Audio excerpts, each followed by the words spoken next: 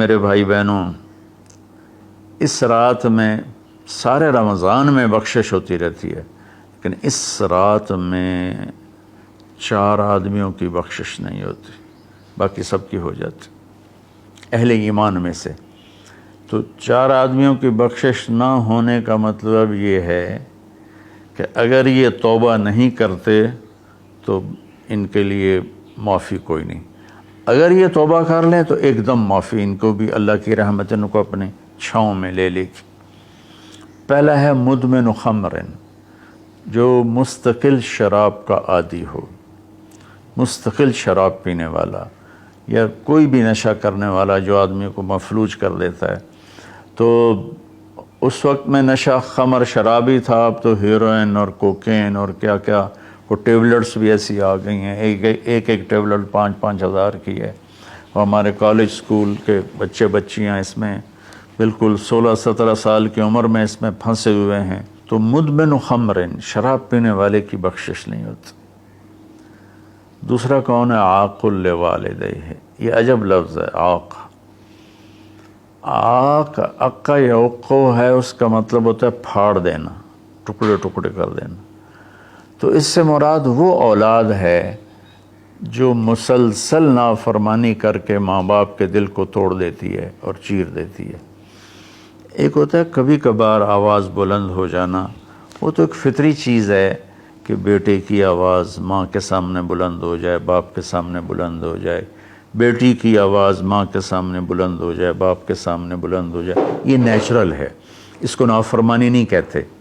یہ ایک وقتی طور پر ہوتا ہے، پیچھے وہ ان کو پھر بیٹے کو خیال آتا ہے تو وہ معافی مانگتا ہے جا کے، بیٹی کو خیال آتا ہے وہ معافی مانگتی ہے جا کے ماں سے، تو ان کو نافرمان نہیں کہتے۔ عاقہ وہ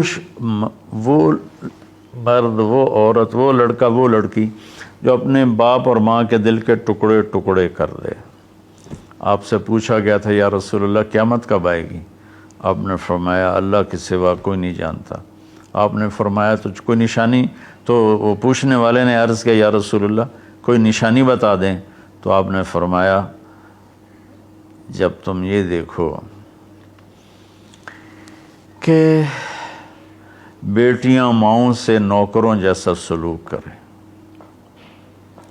یا خاص طور پر بیٹی کا لفظ استعمال کیا، بیٹے کا نہیں، کہ بیٹے عام طور پر ہی سرکش ہوتے ہیں، بیٹیاں عام طور پر فرما بردار ہوتی ہیں۔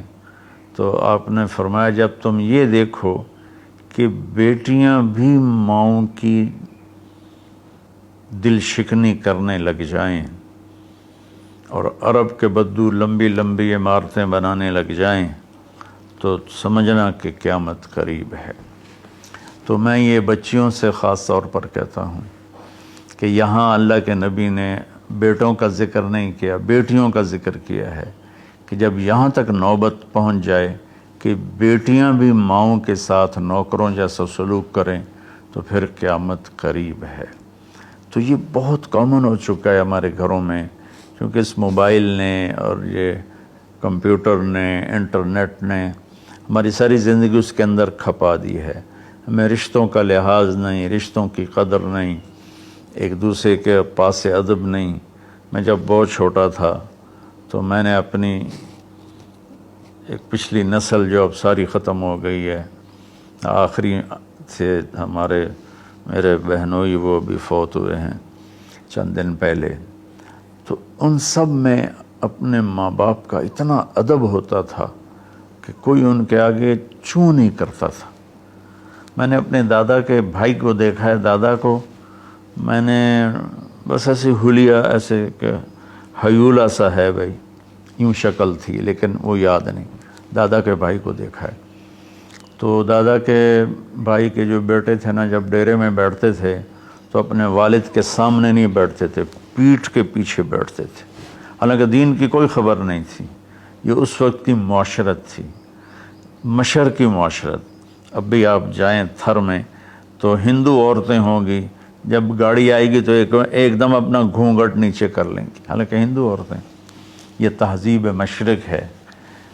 تو اسلام تو ویسے ہی عریانی فحاشی کی اجازت نہیں دیتا۔ تو ہماری تو مشرقی تہذیب بھی اس بات کی حامل ہے کہ عورت حیا کے پردے میں چھپی ہوتی. اور اللہ نے مجھے تاریخ پڑھنے کا بہت موقع دیا. دنیا میں یہ جو راجپوت قوم ہے یہ آرین ہے. تو جب ان کی یہ قبل مسیح آئے ہندوستان میں، عیسیٰ علیہ السلام کی آمد سے پہلے ہندوستان میں آئے، پھر یہ خونخوار تھے اور آپس میں لڑتے تھے. تو پورا ہندوستان چھوٹی چھوٹی ریاستوں میں بٹا ہوا تھا. کبھی کسی راجا نے 5-10 ریاستیں فتح کر لیں ورنہ یہ اس طرح تقسیم تھا. تو یہ دنیا کی واحد قوم ہے. جب انہیں یقین ہوتا تھا کہ ہمیں شکست ہو جائے گی تو وہ سب سے پہلے اپنی بیٹیوں کو، بیویوں کو، ماؤں کو قتل کر دیتے تھے کہ کوئی ہماری بیٹیوں کی عزت سے نہ کھیلے، ہماری بہنوں ماؤں کی عزت سے نہ کھیلے. پھر جا کر لڑتے تھے. اور عام طور پر جس کو شکست ہوتی تھی وہی ایسا کرتا تھا اور اپنی جان دے دیتے تھے. چھوٹا سا واقعہ سناتا ہوں کہ مراٹھوں نے ایک قلعے پر حملہ کیا، شیر گڑھ اس کا نام تھا. تو اس کا جو راجا تھا وہ راجپوت تھا. اس کی طرف سے، اورنگزیب کی طرف سے وہ وہاں اس قلعے کا وہ حاکم تھا، لیکن تھا ہندو. اودے سنگھ اس کا نام تھا اور اس کی 18 بیویاں تھیں. تو مراٹھوں نے اس پر حملہ کیا. تو رات کے اندھیرے میں حملہ کیا. تو 5,500 کی فوج تھی، ہندو مسلم کٹھے. وہ شرابیں پی کے پڑے تھے. وہ 300 آدمی اندر گئے، ان کو اکھاڑ دیا. تو اودے سنگھ کو جب پتہ چلا کہ میدان ہاتھ سے نکل گیا تو اس نے اپنی 18 بیویوں کا سر قلم کر دیا اور پھر آ کے نیچے لڑا اور خود بھی مارا گیا. یہ ایک ثقافت تھی، تہذیب تھی. تو اب ہماری ساری وہ اختلط الحابل بالنابل، اچھا پانی اور گند گٹر کا پانی آپس میں مل گئے ہیں. تو ہماری تو آپ نے تہذیب دیکھنی ہو تو آپ یہ ادھر جا کر سندھ میں دیکھ لیں کس طرح عورتیں اپنے گھونگھٹ میں رہتی ہیں. تو میرے بیٹوں بیٹیوں، حیا بہت بڑی چیز ہے، بہت بڑی دولت ہے. چونکہ ہم قرآن نہیں پڑھے، اللہ کے نبی کو نہیں پڑھا، تو مختلف قسم کی چیزوں سے ہم متاثر ہو کر اپنا وجود بھی گم کر بیٹھے ہیں اور اپنی تہذیب بھی مار بیٹھے ہیں. تو دوسرا شخص جس کی بخشش نہیں وہ ہے جو ماں باپ کے دل کو ٹکڑے ٹکڑے کر دیتا ہے. تیسرا ہے قاطع رحم، جو رشتوں کی پرواہ نہیں کرتا، رشتوں کو توڑتا ہے، بدتمیزی کرتا ہے، گالی گلوچ کرتا ہے، اور کبھی بھائی سے لڑتا ہے، کبھی ماں سے لڑتا ہے، کبھی باپ سے، کبھی چچا سے، کبھی تایا سے. ماں اور باپ سے جتنے رشتے بنتے ہیں نا وہ ذوی الارحام کہلاتے ہیں. تو جو اپنے رشتوں کی قدر نہیں کرتا اور ان کو ذلیل کرتا ہے تو اس کی بھی بخشش نہیں ہوتی. چوتھا ہے الشاحن. شاحن کہتے ہیں جو دل میں بغض رکھے کسی کے لیے، دل میں کینہ رکھے کسی کے لیے، تو اس کی بھی بخشش نہیں ہوتی. تو دیکھو میں سب کے سامنے ہاتھ جوڑتا ہوں، اگر کوئی شراب کا عادی ہے توبہ کر لے، ابھی 21 کی رات نہیں آئی. اگر کوئی ماں باپ کو ناراض کر کے بیٹھا ہے تو ان کے پاؤں پکڑ کے راضی کر لے. کوئی رشتہ داروں سے لڑائیاں کرتا پھر رہا ہے تو صلح کر لے. کوئی کسی کے بارے میں دل میں کینہ رکھتا ہے، بغض رکھتا ہے، تو اپنے دل کو صاف کر لے. ان چاروں میں یہ آخری چیز بہت زیادہ پھیلی ہوئی ہے کہ ہمارے دل نفرتوں سے بھرے ہوئے ہیں. تو میرے بھائی بہنوں، اس رات میں اللہ تبارک و تعالیٰ سب کی بخشش فرما دیتا ہے سوائے ان 4 آدمیوں کی. اور یہ بھی اگر توبہ کر لیں تو ان کی ساتھ ہی بخشش ہو جاتی ہے.